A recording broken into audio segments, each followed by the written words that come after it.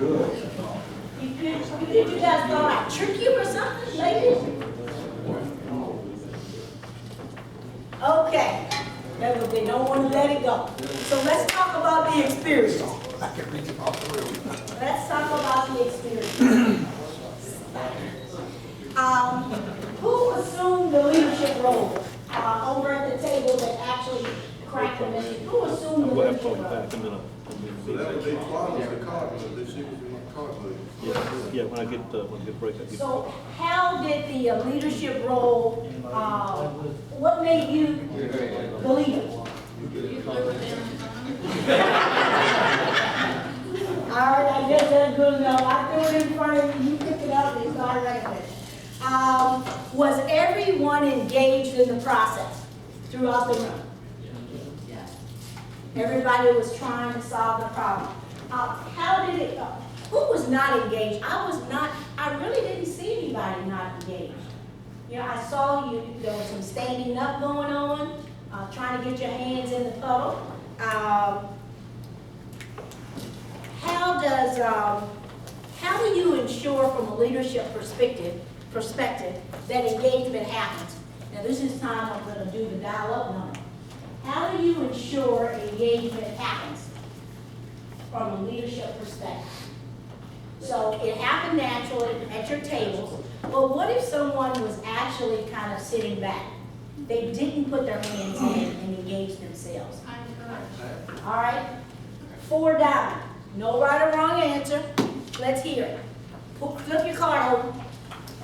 Everybody get under the table. Everybody got one. Who's got the 4 down? Okay, must be one of the empty chairs. So this is easy. I just keep dialing. Jack of spades. I'm gonna flip up this one. I'm gonna flip up this one. I've been working a long time, guys. Where's another empty seat? Right here. Let's flip it up. All right. Jack of spades. Empty seat. Thank you. Empty seat. All right. Two of club. Right here. All right. How do you get people engaged? What was it? Gene, when people just don't want to play the game. I mean, they kind of sit on the side and they watch. How do you do it? From your perspective, you encourage them? And what do you mean by encourage? How do you encourage them? Explain possibly what the effect is going to be. Try to attempt to find out what their fears are for non-involvement and address that. Good. So you engage them, you have a dialogue with them, find out what makes them not want to play and try to address their concerns. All right, how about someone else? If you're thinking something different. Queen of spades. Nobody's at that table. King of spades. What that? John. Well, everybody's a different person. We have to treat everybody different. Keep talking about it. You treat people different. And it depends on what you're talking about, too. It depends on, some people have more talent, more expertise in some areas than others. Mhm. You just have to determine who that is and diversify yourself, whatever it may be. So what I hear John say is people got different talents and skills, and you have to kind of meet the person where they are to get them engaged To some extent. to some extent. Now, unlike the last session, we have some relatively newcomers to the English family or subsidiary group, and we have some folks that's been around an awful long time.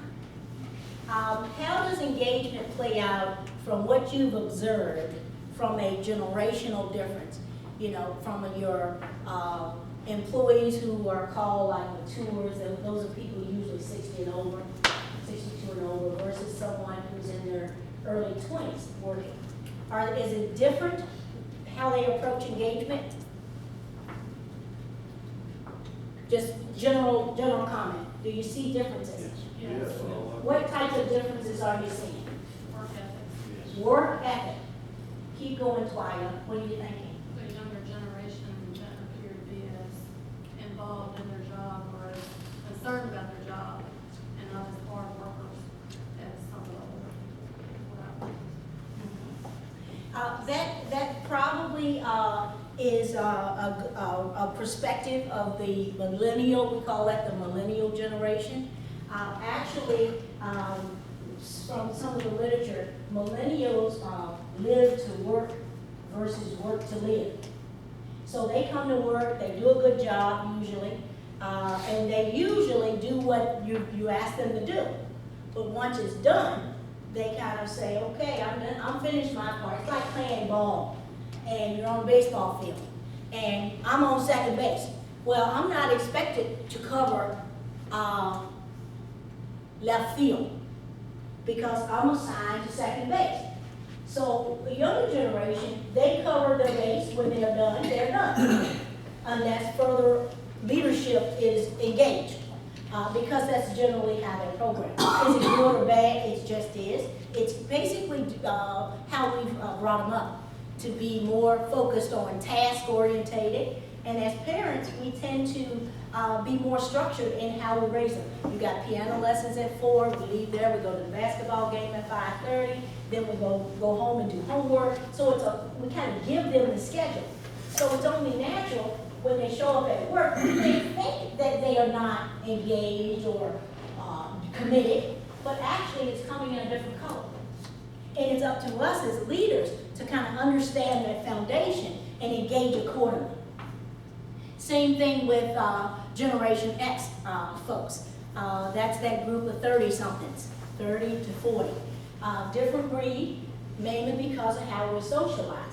They basically, it's all about opportunity and portability, because they don't, I doubt it, if they'll be around for 47 years, 32 years, 35 years.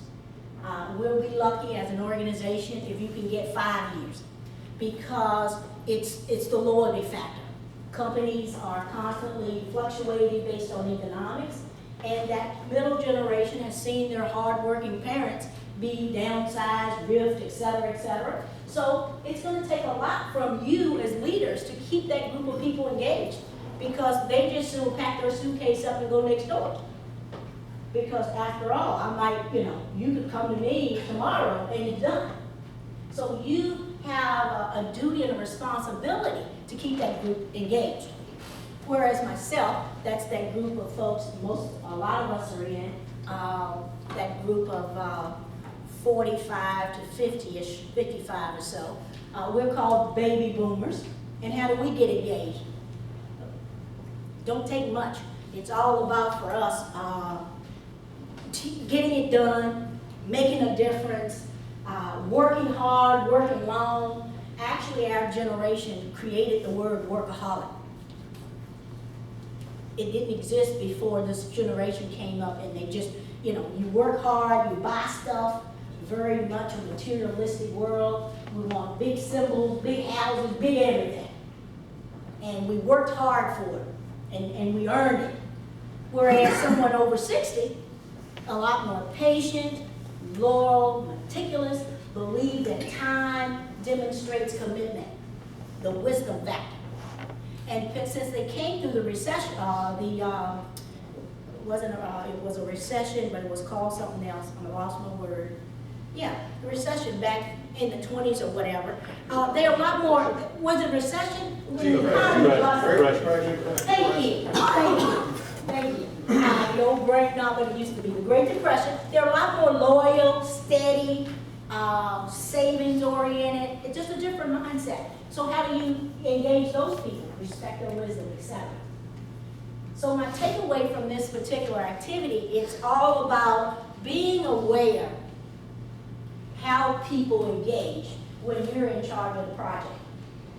And if people disengage, there's a responsibility to reach out and pull them in. Because I do think, regardless of your generation, everybody wants to do a good job. It's our ability to kind of appreciate differences, understand those differences, and then engage people. Questions or comments? Make sense or full of hot air? I think some of you may have been exposed to generational differences class in the past. Quite a few of you though are new to the English family. And so I just want to take a moment to kind of, quote, throw that in. That's a freebie. Because it does matter. They are different. And as project managers, as superintendents, as vice presidents, it's all about being aware. And then seeking that information. How can I engage the person?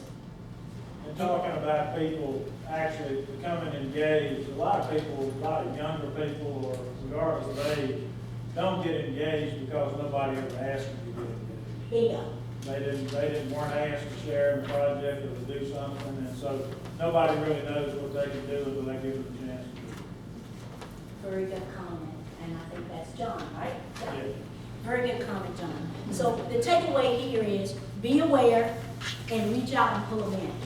As I bet you there's about 5 Johns in the room, if not more. Yeah. But I got 2. Pretty common. Yeah, it's very common. So this John at this table, he said this idea about diversity of talents. So ask, appreciate differences, and engage. And as a result of that, you'll end up in a better place. That leads us into this idea of high-performing, what are the things that high-performing project managers and superintendents like yourself do? Then you might ask, and that's why do I even care about this question? We care about this question because there are some newcomers to the organization. There's a lot of wisdom in the room. So what we want to do is more or less identify what are the things, so we change the word behaviors, what are the things that you do, and you can put it on your usual worksheet of a page to work with. What are some of the things you do using your own work, whether or not you're a project manager or a superintendent, and we're going to flip chart 2 different things. So project managers will cover all the groups associated with project coordinating, etc. Superintendents and foremen will have another slide, and we're going to see what are some of those key things that you do to be successful and what you do. And you're successful because you're in the room. Any questions about what we want to do?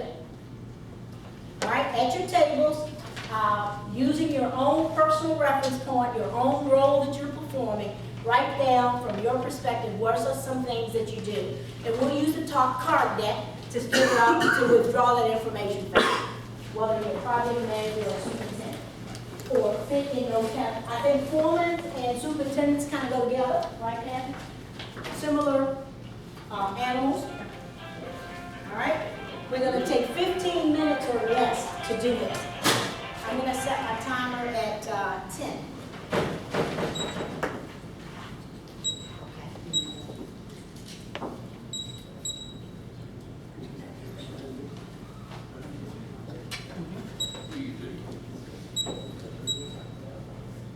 Individual thing for 5 minutes.